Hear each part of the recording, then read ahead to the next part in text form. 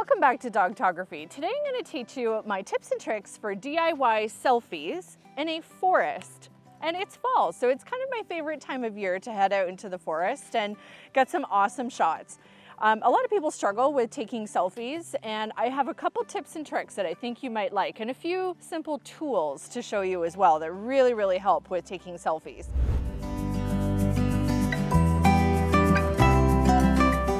Hi, I'm Andrea Fleury and welcome to Dogtography. My channel is all about how to take better images of your dog and how to create some really super fun memories.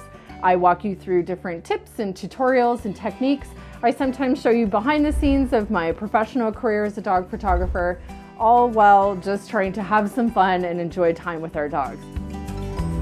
So one of the common questions I get asked about taking photos in a forest is about why do my photos always look so dark and why is there this weird green cast all over my dog? Like, why does my dog look green? Well, there's a lot of reasons for that. There's some simple answers to those questions. Forests are very dark, even in the midday. So right now it's about 1 o'clock in the afternoon, which is kind of the best time, in my opinion, to take photos in a forest because the light is coming down through the tops of the trees, which is going to help kind of light up things as much as you can. But I'm going to show you in a little bit one of my #1 tips for getting the most light on your dog, because what's really hard with cell phone cameras, or any camera for that matter, is low light. So the lower the amount of available light, the harder that camera has to work to try and expose the photo properly. But we want to make sure that when you're taking a photo of your dog, that you have lots of light on their face, that they're nice and bright. He's sneaking treats as I'm talking.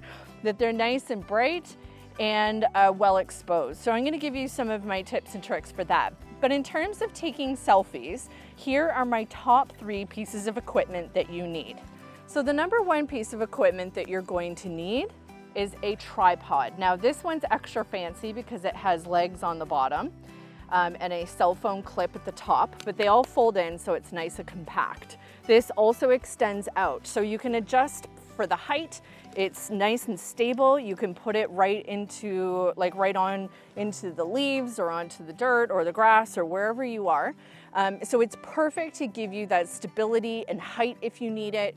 And it's kind of nice, like when you have a dog running around, you're trying to take pictures, you don't want your phone being knocked over all the time if it's propped up against a tree or something like that. So I really suggest getting yourself a cell phone tripod. So tip #2, you want to get yourself a remote shutter trigger. I got 2 of these on Amazon for $12.99. I will put the link in the description, but get yourself a cheap trigger that works really well. I got one with a wrist strap so I could just easily put it on my wrist, because again, when you're photographing yourself with your dog, you're running around, you're playing, you're doing whatever. I don't want to drop a trigger in these leaves and then have to try and find it. That would be almost probably impossible. So I would seriously invest in something like this. There are other ways to trigger your cell phone to take the picture, so you can use a self timer. You can also use your Apple Watch. I personally don't find my Apple Watch easy to use when I'm kind of in the moment and I'm playing with my dog and doing things like that, because I have to try and tap a screen, and I want to have something that I can hold in my hand and just easily push a button and take some pictures that way. So if you go out and buy yourself one of these remote camera triggers, you're looking for the Bluetooth variety. So you want to make sure that before you go ahead and you're going into your shoot, that you want to pair your remote with your phone. So I'll show you how to do that real quick. Okay, so you're going to go into your Bluetooth settings and then turn on the remote. There is a switch on the side of mine, and it will pop up under other devices. Now mine is already paired, so it's right at the top, AB Shutter 3, and it says connected. That's what you want to make sure you have done before you get into a forest and you're trying to struggle with how to set this all up. So do save yourself some time and aggravation and set it up ahead of time. So tip #3 is to bring with you some toys and some really high value treats. Anytime you're working with a dog, it doesn't matter if you're doing selfies or you're out in a forest or wherever you might be, you should always have with you high value food and some toys or something that you can play with. You want to add motion and movement to your shots, and for sure have things that you can play around with. So my hope today is we're going to use the leaves on the ground to throw around and have some fun. And we're going to try taking a bunch of different shots, some like closer up, some farther away, some like storytelling, but mostly just like having fun in the fall leaves and goofing around together.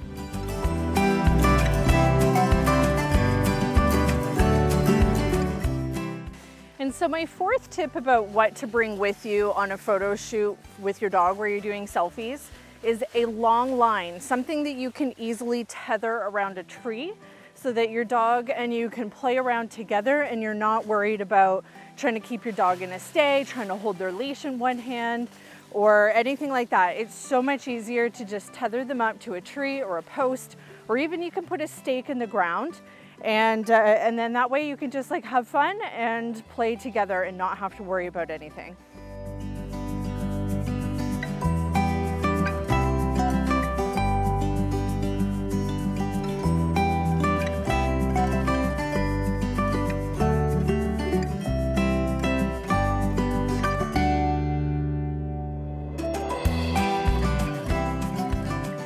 So my number one tip for battling the dark foresty vibes where your camera is struggling to find enough light to expose a photo, to make your dog's face look bright, you need to have daylight shining onto that face. Now I'm not talking about direct sun, which you could have, but I'm talking about having some open blue sky right above where your dog is positioned. So for instance, right now, to get nice even lighting on my face, I have open blue sky right up here above me and the trees are behind me. The sun is also behind me, it's back here. It's not blasting a harsh light where I'm squinting into my face. I want nice, soft, even lighting. This is the biggest mistake that I see people make. And it's easy when you're out on your trails and you're kind of doing your thing and you see a moment and you want to capture it. Of course, you want to be able to take advantage of that moment, but if you don't have adequate lighting, that's unfortunately the problem that you're going to have. It's going to be dark, you're not going to get any nice sparkly catch lights in your dog's eyes, and it's just going to have like a low light quality to the image. So when it comes to taking pictures in the forest and your image is coming out looking really green, what is happening there is what's called a color cast. So when the leaves and all the trees and everything surrounding you are green, light is bouncing around in the forest and it is going and pinging off of everything that's green. So it is saturating your dog's fur in essentially green light. Now cameras, cell phone cameras, some are better than others at correcting what's called the tint of a photo, which generally can go towards the green spectrum or towards magenta. So without getting too much into all of that, that is the reason why it is happening, is it's refracting light that's bouncing around off of green leaves and everything like that, and it's saturating your dog with green light.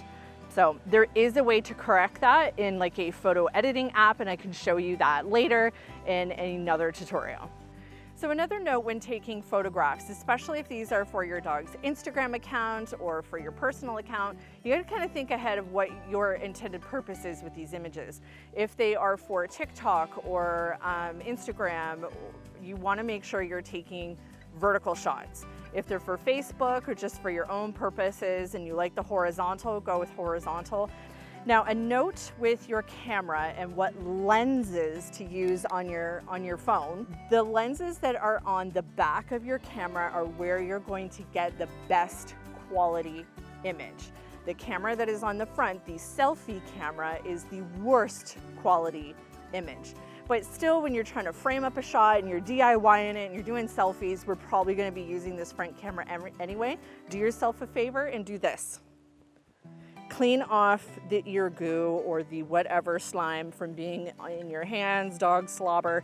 Clean off the back cameras while you're at it. Always do this before any like selfie shoot or whatever with your cell phone. Clean the junk off of it. You will thank me. I hope you enjoyed today's episode with some DIY tips and tricks on how to take some better selfies with your dog and how to take pictures in a forest with your dog as well. If you like tips and tricks like this, please check out my new videos every Saturday morning so that you can start off your weekend with your dog and create some really special memories together. And do not forget to just have fun. All right, lots of patience, right, Asher? Yes, especially with you. Take care. We'll see you next time. Come on.